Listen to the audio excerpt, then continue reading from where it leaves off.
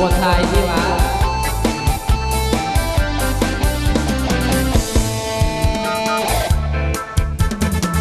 น้องเคยมีผัวมาแน่เดาเด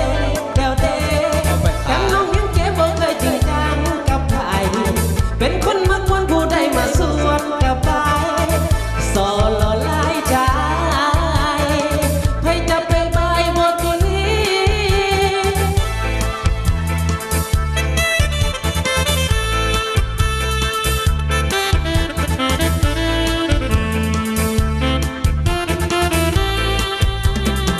สิเข้าไปน่าคิดไปคิดมาบ่แม่นแนวเห็นไหมไม่เอาแซวเด่นแซวมวนหรืออีดีโอ้ยถามนายลีสิว่าลายสิฮีสิฮีสิฮีน้องบอกว่าแม่นของไม่ได้กับผมสิได้อยู่น้องสิฮีสิฮีสิฮีน้องบอกสิเฮ็ดทุกอย่างว่าแต่อายโคสิขาลำบ่ในสิ่งที่ผ่านมา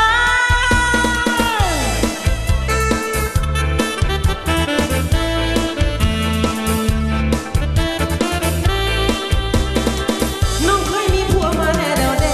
เดาเดสุขรักพังเพศแท้แน่กะแค่สำลา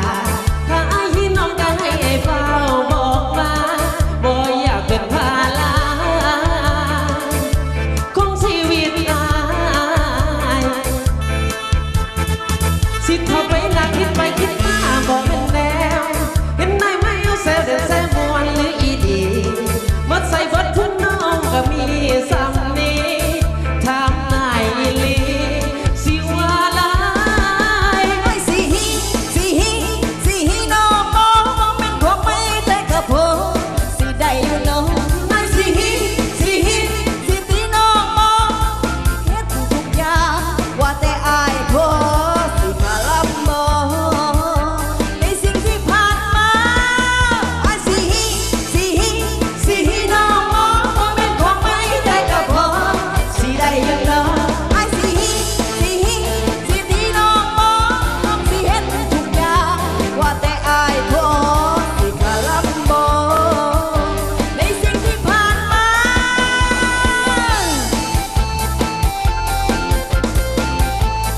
พอได้ทีมแล้วเนี่ยเดี๋ยวน้อยนะบ่ให้เงินแน่เว้ยเอา สิฮีสิฮีสิฮีน้องบอกคงไม่แต่กับผมสิได้อยู่น้องไอ้สิฮีสิฮีสิตีน้องบอกสิเฮ็ดทุกอย่างว่าแต่อายโคสิขาลำบ่ในสิ่งที่ผ่านมา ไอ้สิไอ้สิไอ้สิ บ่เป็นทีบ่เป็นทีดิคัดเจ้าหาตะแป๊บนึง